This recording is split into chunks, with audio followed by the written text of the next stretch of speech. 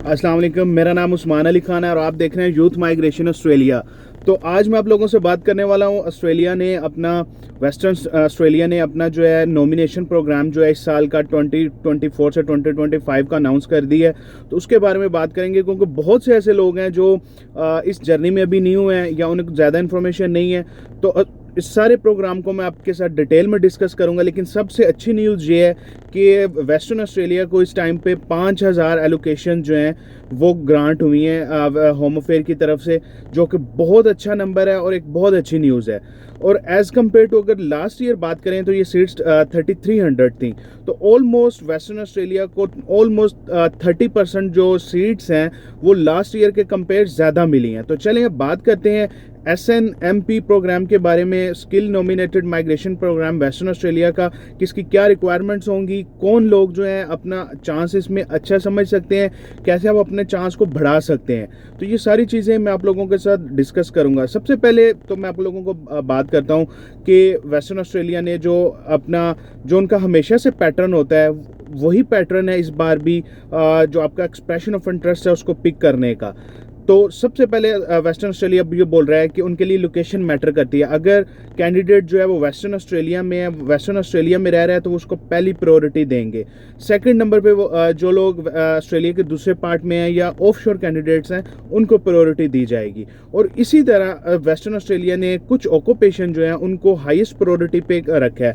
तो मैं आप लोगों को बता देता हूँ कि वो कौन से ऑक्यूपेशन है वेस्टर्न ऑस्ट्रेलिया ने। स्पेशली अगर आपका जो ऑक्यूपेशन है वो कंस्ट्रक्शन से रिलेटेड है तो वेस्टर्न ऑस्ट्रेलिया इस टाइम पे आपके लिए बहुत अच्छी ऑप्शन है। इधर आप वेस्टर्न ऑस्ट्रेलिया में रह रहे हैं या चाहे आप ऑफशोर भी हैं, लेकिन अगर आप कंस्ट्रक्शन सेक्टर में हैं तो आप वेस्टर्न ऑस्ट्रेलिया को ज़रूर कंसिडर करें अपने लिए। अच्छा, इसमें कंस्ट्रक्शन सेक्टर प्रायोरिटी भी होगा। इसके अलावा आपका हेल्थ केयर है, हॉस्पिटैलिटी है और एजुकेशन है, ये सीक्वेंस इनकी होगी। तो अब सबसे पहले बात करते हैं कि वेस्टर्न ऑस्ट्रेलिया ने अपने प्रोग्राम को दो हिस्सों में डिवाइड किया है, दो स्ट्रीम में क्या डिवाइड किया है। फर्स्ट स्ट्रीम आपकी है जनरल स्ट्रीम में और दूसरी स्ट्रीम आपकी है ग्रेजुएट स्ट्रीम में। जो जनरल स्ट्रीम है उसको भी उन्होंने 2 कैटेगरीज में डिवाइड किया, स्केड्यूल 1 और स्केड्यूल 2। अच्छा, अब स्केड्यूल 1 और स्केड्यूल 2 में भी मैं आपको बेसिक डिफरेंस बता दूं। बेसिकली जो स्केड्यूल 1 है उसकी कुछ अपनी रिक्वायरमेंट्स और स्केड्यूल 2 की कुछ अपनी रिक्वायरमेंट्स हैं। स्केड्यूल 1 में जो ऑक्यूपेशन है वो हेल्थ केयर की ऑक्यूपेशन है और अब उसकी रिक्वायरमेंट जब आपको बता देता हूँ कि स्केड्यूल 1 में थोड़ी सी रिक्वायरमेंट टाइट है क्योंकि ये हेल्थ के हैं और क्रिटिकल सेक्टर है, तो इसके लिए उसकी रिक्वायरमेंट भी थोड़ी सी टफ है। इसमें वेस्टर्न ऑस्ट्रेलिया ये बोल रहा है चाहे आप 491 या 190 के लिए आप अपने आप को नॉमिनेटेड करवाना चाहते हैं तो आपके पास कम से कम 1 साल का एक्सपीरियंस होना चाहिए और इसके अलावा वो 10 साल में होना चाहिए, चाहे वो ऑनशोर हो चाहे वो ऑफशोर हो। और अगर आप 190 या 491 दोनों लेना चाह रहे हैं तो आपके पास जो वेस्टर्न ऑस्ट्रेलिया में आपके नॉमिनेटेड ऑक्यूपेशन में 6 मंथ का जॉब कॉन्ट्रैक्ट होना चाहिए। और इसके अलावा जो आपकी स्किल ऑक्यूपेशन है वो जो आपका ऑक्यूपेशन है वो वेस्टर्न ऑस्ट्रेलिया की जो स्किल ऑक्यूपेशन लिस्ट है उसमें होना चाहिए। सिर्फ डिपार्टमेंट होम अफेयर की जो लिस्ट है उसमें होना इनफ नहीं है, आपके पास वेस्टर्न ऑस्ट्रेलिया की जो स्किल ऑक्यूपेशन लिस्ट है उसमें आपका ट्रेड होना चाहिए।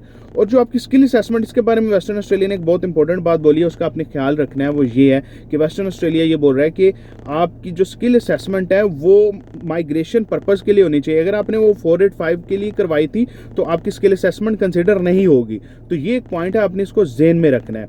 अच्छा, अब स्केड्यूल 2 के बारे में भी बात करेंगे। स्केड्यूल 2 के बारे में अच्छी बात ये है कि अगर आप 491 अप्लाई करना चाह रहे हैं तो उसमें आपके पास जो कॉन्ट्रैक्ट है, जॉब कॉन्ट्रैक्ट है, उसकी रिक्वायरमेंट नहीं है। इवन 190 के लिए भी, सिर्फ कंस्ट्रक्शन सेक्टर की बात करूंगा, उसमें आपको 190 के लिए भी एम्प्लॉयमेंट कॉन्ट्रैक्ट नहीं चाहिए। लेकिन अगर आपका कोई दूसरा ट्रेड है तो डेफिनेटली बात है आपको कॉन्ट्रैक्ट जो है वो चाहिए।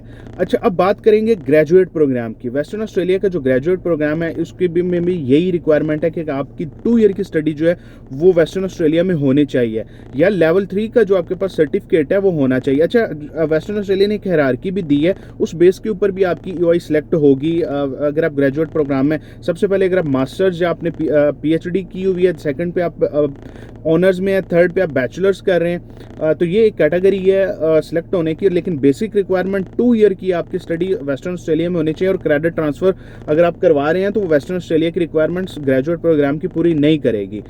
तो अच्छा, अब एक और चीज़ मैं स्पेशली वो लोग जो वेस्टर्न ऑस्ट्रेलिया में हैं उन लोगों के लिए भी ये है कि अगर आपके पास कम से कम 1 साल का एक्सपीरियंस है, स्केड्यूल तो में रिक्वायर नहीं है एक्सपीरियंस, ये अच्छी बात है, लेकिन अगर आपके पास है और वो भी नॉमिनेटेड ऑक्यूपेशन में है तो आपके अच्छे चांसेस हो सकते हैं। तो ट्राई करें, अगर आप ग्रेजुएट कर चुके हैं, ग्रेजुएशन कर लिया, तो अपने नॉमिनेटेड ऑक्यूपेशन में जॉब ढूंढें, और अगर आप कंस्ट्रक्शन सेक्टर में तो वो बहुत ही अच्छी बात है।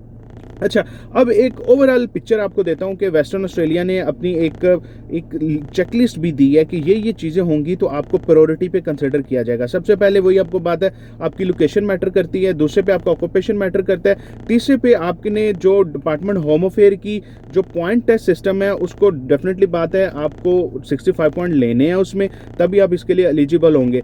फोर्थ पॉइंट पे आप ये कह लें कि आपके जो इंग्लिश रिक्वायरमेंट है वो भी होनी चाहिए, और फिफ्थ पे आप ये कह लें कि आपका जो ये वाली है ओल्डेस्ट ईओआई, ये एक बहुत क्रिटिकल पॉइंट वेस्टर्न ऑस्ट्रेलिया ने बोला है कि अब आपको न्यू ईओआई सबमिट करने की बिल्कुल ज़रूरत नहीं है, क्योंकि बहुत से लोग सोच रहे थे कि हमें न्यू ईओआई सबमिट करनी पड़ेगी। नहीं, जितनी पुरानी आपकी ईओआई होगी आपके पिक जो है होने के चांस ज़्यादा होंगे, और आपके जो नंबर्स हैं, जो आपके पॉइंट्स हैं वो मैटर करेंगे। जितने पॉइंट्स आपके ज़्यादा होंगे वो ज़्यादा मैटर करेंगे, ऐसा नहीं कि कम पॉइंट्स वाले जल्दी पिक हो जाएगा।